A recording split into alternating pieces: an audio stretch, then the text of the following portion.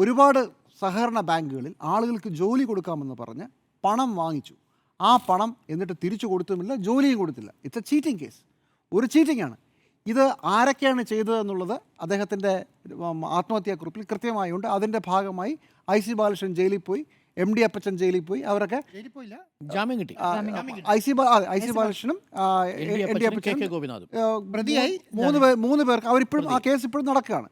അപ്പോൾ ഇതൊരു ചീറ്റിംഗ് കേസാണ്. ഈ ചീറ്റിംഗ് കേസിൽ ആരൊക്കെയാണ് പ്രതികളെന്നുള്ളത് ആ കത്തിലുണ്ട് താനും. അപ്പോൾ ഈ ചീറ്റിംഗ് കേസിൻ്റെ ഉത്തരവാദിത്വം എങ്ങനെയാണ് പാർട്ടി ഏറ്റെടുക്കുന്നത്? അപ്പോൾ തിരുത്തൽ നടപടി അവിടെ തുടങ്ങണ്ടേ? അതായത് നമ്മുടെ നാട്ടിൽ നമുക്കറിയാവുന്ന സാധനം ഇത് ഒന്നാം തരം ഫ്രോഡ് പരിപാടി എന്നാണ്. ഈ ഫ്രോഡ് പരിപാടി വയനാട് DCCയുടെ നേതൃത്വത്തിൽ നടന്നു എന്നല്ല ഇതിൻ്റെ അർത്ഥം. അല്ലെങ്കിൽ പിന്നെ ഈ 59 ലക്ഷം രൂപയുടെ ബാധ്യത എങ്ങനെ ഉണ്ടായി? ഇതിനെക്കുറിച്ചൊന്നും ചർച്ചയില്ല കേട്ടോ. ഇതൊന്നും ഒരു വിഷയമല്ല. വേറെ ഏതെങ്കിലും ഒരു പാർട്ടിയിലാണെങ്കിൽ ഇങ്ങനെയാണോ നടക്കുക?